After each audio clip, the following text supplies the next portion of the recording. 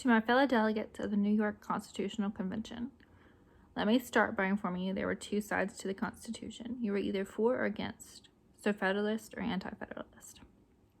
The Federalists were for the Constitution. Alexander Hamilton led them, and they were the first political party of the United States. Then on the other hand, you had the Anti-Federalists who were opposed to the Constitution. They thought that having a stronger government threatened the states. And because of them being so opposed, this is how the Bill of Rights were introduced and our Constitution came into play. I am for the ratification of the Constitution, so I'd be considered a Federalist, and I think without the Constitution, our government would not be represented properly. Sure, there are weak points. There are more strong points than weak. I'm going to give you 3 reasons why I support the ratification of the Constitution.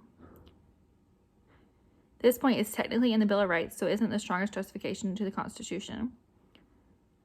I strongly support the Constitution of our new country due to the many freedoms that are guaranteed. One of the main ones I treasure the most is the freedom to worship in any manner I see fit without fear of being arrested by any government official.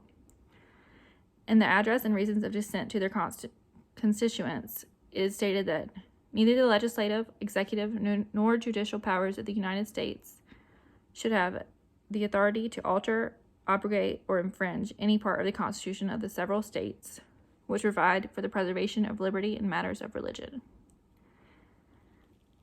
It was because of being forced to worship in a certain type of church in a certain type of way that many of our families chose to leave our former homes and start over in this new world. There are many ideas of how to worship best, and many differences of opinions when it comes to the type of church we want to attend. At least through the Constitution, we can rest assured that we will have the right to choose.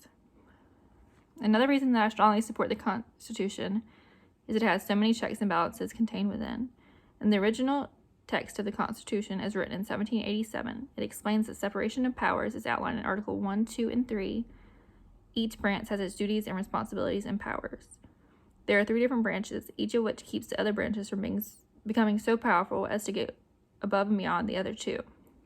It really is going to ensure that there is no one person or one aspect of the government that is going to be able to tell everyone in this country exactly how to live their daily lives. It states in Federalist Paper number 51, it may be a reflection on human nature that such devices, checks and balances, should be necessary to control the abuses of government. Yet the government should run smoothly based on clear details as to the duties and responsibilities of each branch. There should be less criticism of the overall government officials if everyone sticks to his own job. My third and last point is that the Constitution provides us with the ability to have a strong central government. A strong central government is needed to deal in global affairs and is a safeguard against domestic faction and insurrection. Remaining broken up and divided while each state having their government was a recipe for disaster as a country. We needed to be unified as one and have a strong central government in order to become the great United States.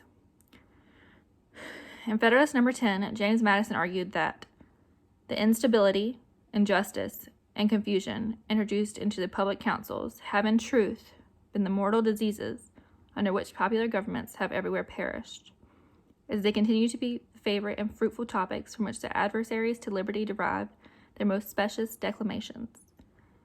With these 3 major reasons, I would like to conclude my argument. If my fellow delegates would be so kind as to take these points and make the best decision for the United States so that we may all stand together as one. The Constitution provides us with the ability to do just that and have a strong government.